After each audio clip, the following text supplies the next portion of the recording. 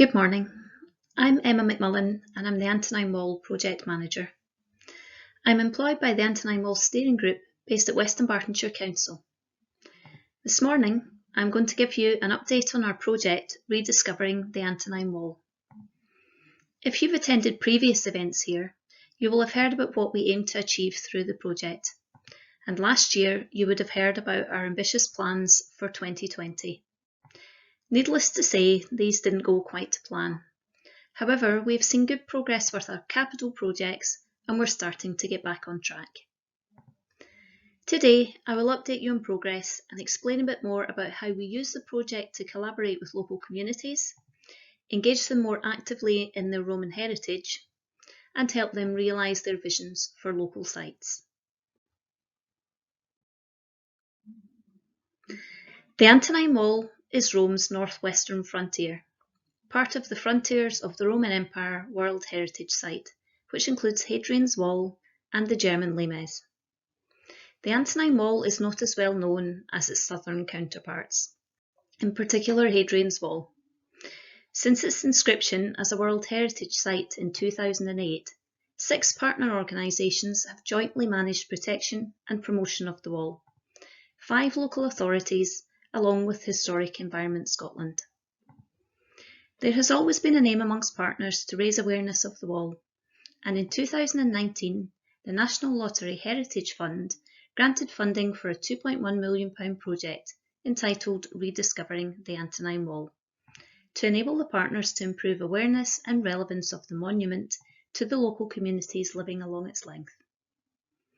These communities were asked what they would like to see in their area through an extensive consultation process, and a series of local initiatives was designed as a result.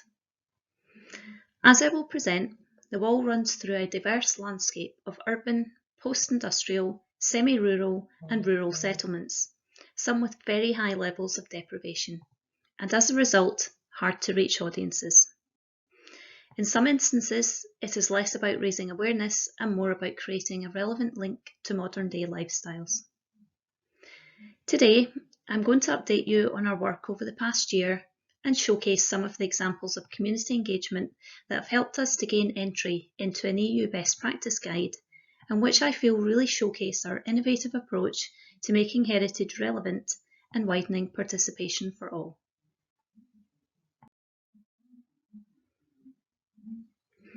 For those not familiar with the wall, here it is on the map in relation to Hadrian's Wall and the limes. The Antonine Wall was the northwestern frontier of the Roman Empire. It was occupied for just over 20 years in the middle of the 2nd century, built under the orders of the Emperor Antoninus Pius, the successor to Hadrian. A relatively short time after its completion, the wall was abandoned and the troops retreated south to Hadrian's Wall. The Antonine Wall runs through one of the most heavily populated parts of Scotland, the Central Belt. It stretches from Bo'ness on the Firth of Forth in the east to Old Kilpatrick on the Firth of Clyde in the west. This was the first challenge to the project.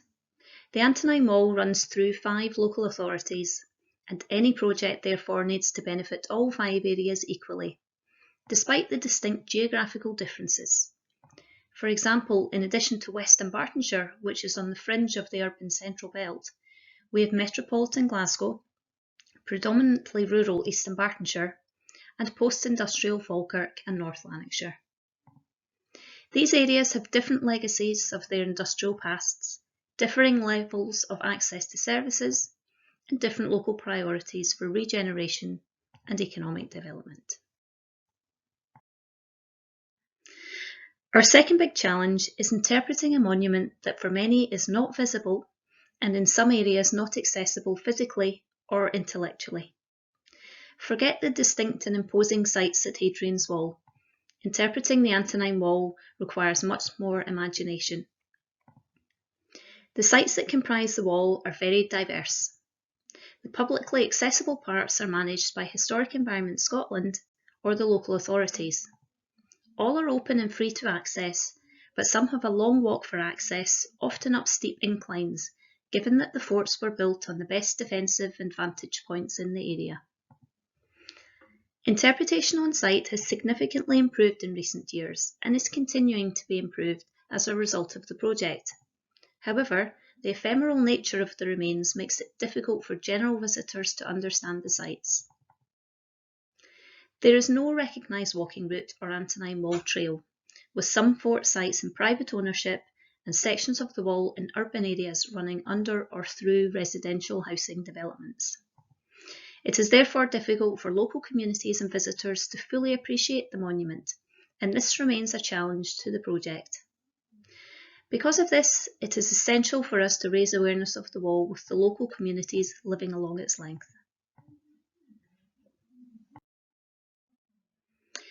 The third challenge we have involves engaging with everyone. The wall runs through some of the most deprived communities in Scotland, as can be seen from the map, which references the Scottish Index of Multiple Deprivation.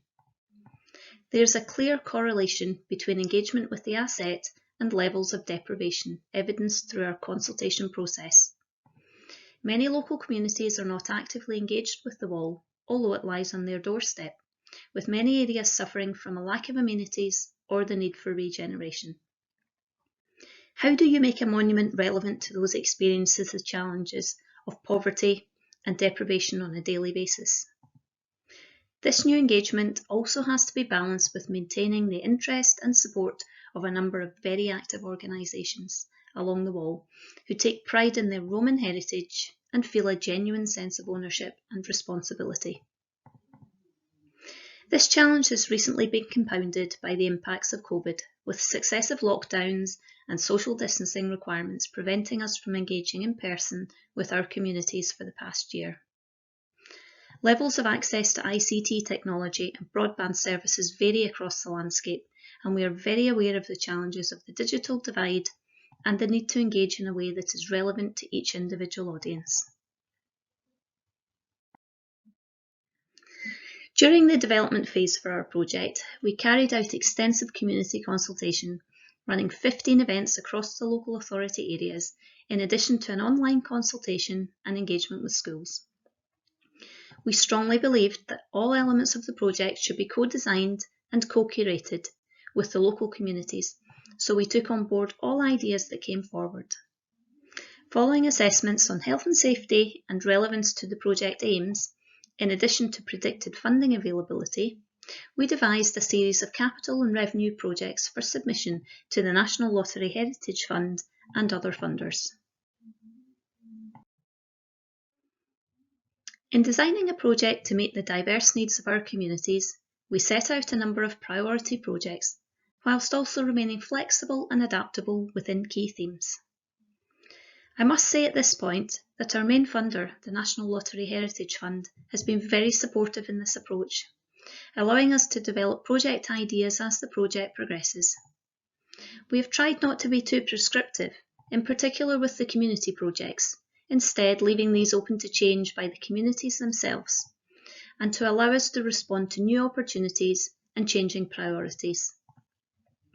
This approach has also enabled us to respond to the restrictions imposed by COVID. In March 2020, we moved our engagement online and focused on moving forward with our capital projects.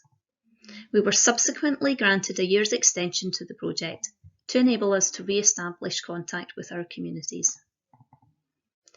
In general, our project involves two main capital projects: the creation of 5 Roman-themed playparks to appeal to a younger generation, and the installation of 5 replica distance stones at locations in close proximity to the wall, near to where the originals were discovered.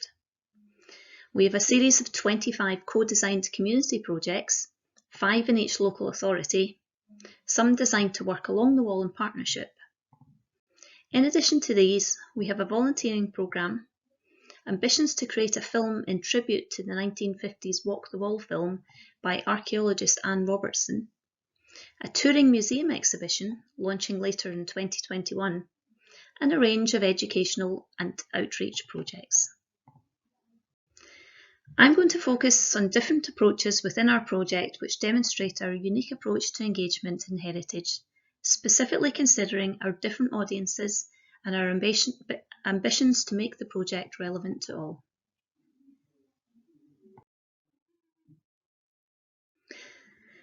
What better way to engage with children than through creating opportunities for play? There are so many evidence benefits of being outdoors, for example, play and healthy living agendas. This approach also addresses the seemingly boring flat landscape that many children can't imagine used to house a massive defensive barrier, ditch, forts, and civilian settlements. We worked with a local school in each of the 5 locations where we asked children to produce their own designs for a Roman-themed play park. These were collated, and a unique theme emerged for each area, based on telling the story of the local section of the wall. We worked with a design team and play companies to turn these designs into real-life play parks. Inclusive play has been included throughout and not just added in a segregated area. Play parks work well in all areas of deprivation and areas that are less deprived. They are free to access and work across age ranges. Upon completion, we will have created a play park trail across the wall, which encourages children and families to learn more and to engage with other sites. We have included fun interpretation to promote learning for children, and also interpretation aimed at parents and carers, which signposts to the wall and to other venues such as local museums, in an effort to engage families further. The play parks will eventually also have a range of digital resources to accompany them, which will appeal to older children and to young people. To date, 3 of our play parks have been completed. At CALLENDAR Park in Falkirk, a tired medieval-themed play area with broken equipment was thoroughly upgraded by the project. The Antonine Wall runs through the park, and it made sense to create a replica Roman fort on the flat site. This was coupled with items such as small round trampolines to represent the Lilia defensive pits at Rough Castle, and a significant amount of interpretation panels and information about the Roman characters who could have been living on the wall at the time. There is also a focus on the relationship between the Romans and the local Iron Age population, with 2 life-size figures guarding the entrance to the play park, a Roman centurion and a local clan chief seen trading goods. The play park opened in August 2019 and has been extremely popular with families since opening. At Goldenhill Park in West Dunbartonshire, the exposed hilltop site sits adjacent to Duntoker Fort. The site is considerably smaller than CALLENDAR Park and serves a local residential neighbourhood rather than being a destination park with a museum and cafe. At Goldenhill, the design focused on replicating the outline of the fort, and it contains natural play equipment such as a lookout post and bridges over a ditch. This is a site for imaginative role play, recreating battles between the Roman army and the local Iron Age dwellers. On a winter's day, it is easy for children to imagine how cold and bleak it must have been at times for a Roman soldier being stationed at Duntoker Fort. As I speak, our 3rd play park at Peel Park in Kirkintilloch in East Dunbartonshire is receiving its finishing touches.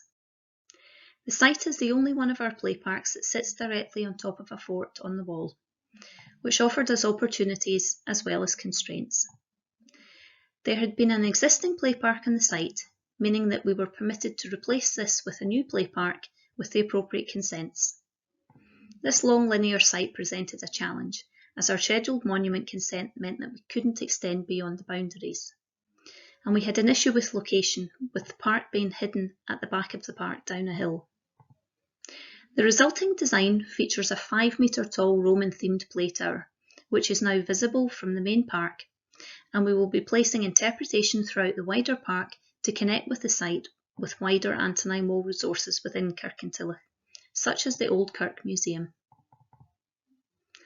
Our final 2 play parks are located in Drumchapel in Glasgow and Auchenstary in North Lanarkshire.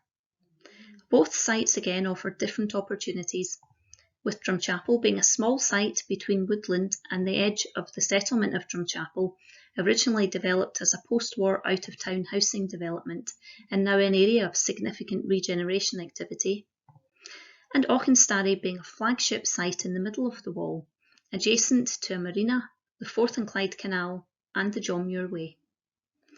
Both sites are due to be completed by summer 2021. As a result, the 5 play parks will offer something different to users and will function well, both as local play parks in addition to destinations for visitors. Our other main capital project that has been able to progress in 2020 is the installation of replica distance stones. Distance stones were used to mark the distance completed in constructing the wall by the different legions. Many of the originals found near the wall are on display in an Antonine Wall exhibition at the Hadrian Museum in Glasgow. Following on from the successful installation of a replica of the Bridge Nest stone in Bo'ness by Falkirk Council, our project is currently installing 5 at different locations close to the line of the wall. In a similar format to the play parks, each site is unique and offers a different experience for the visitor. 2 are complemented by large sculptures and all feature information on the wall in the local area. 2 of the stones were created by apprentice stonemasons at City of Glasgow College, and the Falkirk stone is a new distance stone with a modern take. Going from west to east along the wall, our first distance stone sits on the banks of the Forth and Clyde Canal in PORTPATRICK, West Dunbartonshire. This is also the terminus of the Antonine Wall in the west and the site of Old Kilpatrick Fort. The site was previously overgrown and unkempt and certainly not befitting the western terminus of the scheduled monument. The scheduling of the site along with access requirements by Scottish Canals presented a number of challenges. However, our designers proposed a scheme that will celebrate and showcase the site's Roman heritage, where there was previously little acknowledgement of the wall. Visitors and local residents will now be aware that this marks the end of the wall in the west. The design features high-quality cobbles and a sandstone wall housing the replica distance stone and information panels. The stone was created by 2 stonemasonry apprentice students at City of Glasgow College, through a partnership aimed at engaging with hard-to-reach audiences and in providing real-life work experience opportunities for students. This will be complemented by a planting scheme.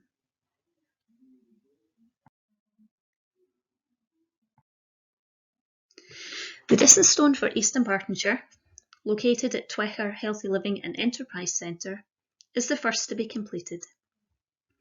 This is the simplest of the designs and places the emphasis on the replica distance stone with the interpretation panels at either side.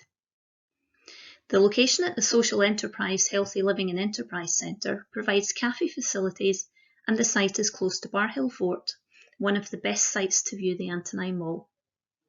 The site is also close to the Forth and Clyde Canal, again allowing sustainable transport options for access.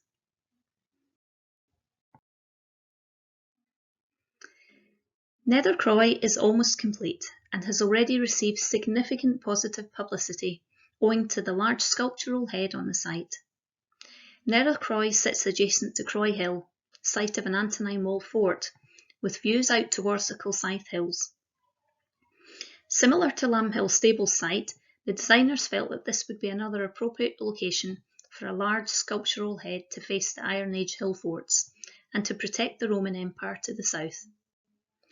Artists Svetlana Kondakova and Big Red Blacksmiths created this striking sculpture, which has been named Sylvanus, following a local naming competition.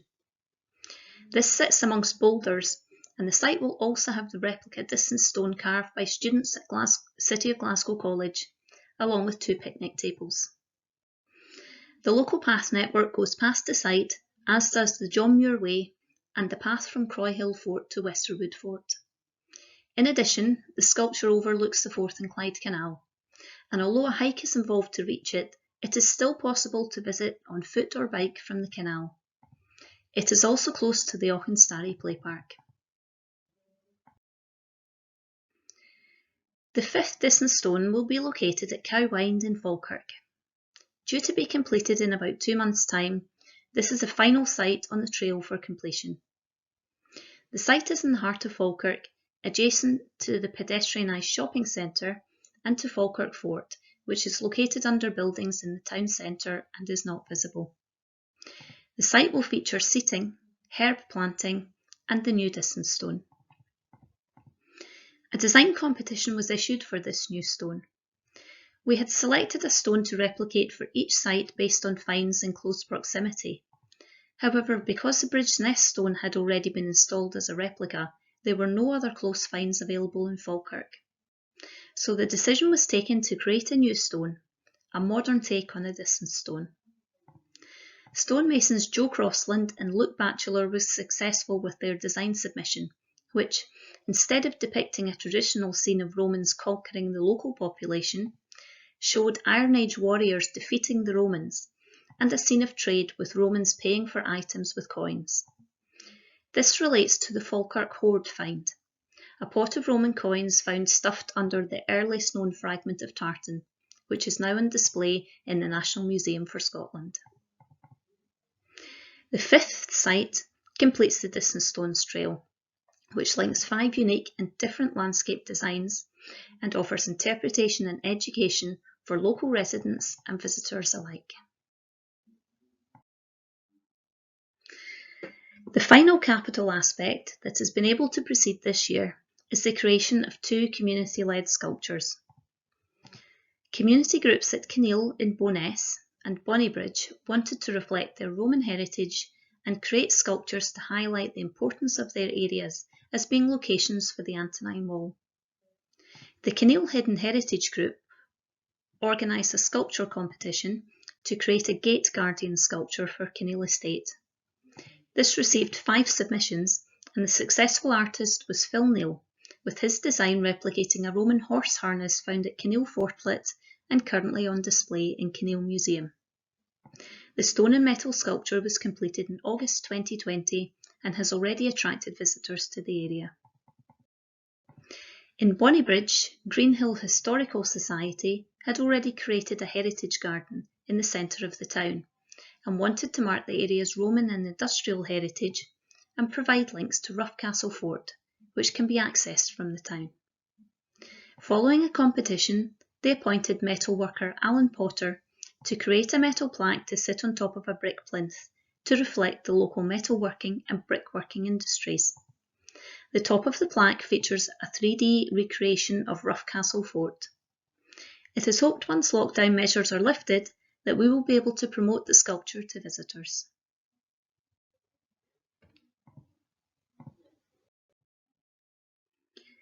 Earlier in 2020, Historic Environment Scotland put our project forward for inclusion in the European Guide for Cultural Heritage in Action as an example of best practice in cultural heritage in action within the EU. Not only was our project selected, it is the only successful entry from the UK and one of only 30 from across the EU. Furthermore, we've been selected as one of only 12 from the list to host a virtual best practice visit of EU delegates to the Wall in April 2021, where we will have the privilege of showcasing the Wall and our approach to heritage engagement. The approach we have taken, which has not always been the easiest and which requires diplomacy, negotiation and true partnership working, is an example of how innovation can result not only in passive engagement but in the active collaboration. It demonstrates that heritage can be both relevant and available to all, regardless of background, income, education or place of residence. The capital projects will raise awareness once opened, and we are hopeful that later in 2021 we can resume our direct work with the local community groups to enhance awareness raising with a series of locally curated projects. I haven't spoken to you today about all of our other projects. I haven't mentioned the community groups in Bearsden and PORTPATRICK who are in the process of creating Roman gardens they've designed themselves, with support from their wider communities. Or our creative writing project, which works with a diverse group of individuals from communities along the Wall to capture their thoughts in an anthology to be published. Or indeed our Cycling Without Age trishaws, that aim to take older people and those with mobility issues out to previously inaccessible sites along the Wall. The project offers such a broad appeal to a wide variety of audiences. With the country planning the recovery phase from COVID and more focus by the Scottish Government on health and well-being and on sustainable development, we are well placed to contribute significantly to this agenda and to continue to promote the relevance of the Antonine Wall more widely and to allow for ongoing rediscovery of this special monument. I'm very hopeful that when we come to present again next year, that we will be back engaging with our communities face to face. Thank you for giving me the opportunity to share with you some of our progress over the past year. Please do get in touch if you would like to know more about the project or more about the Antonine Wall in general.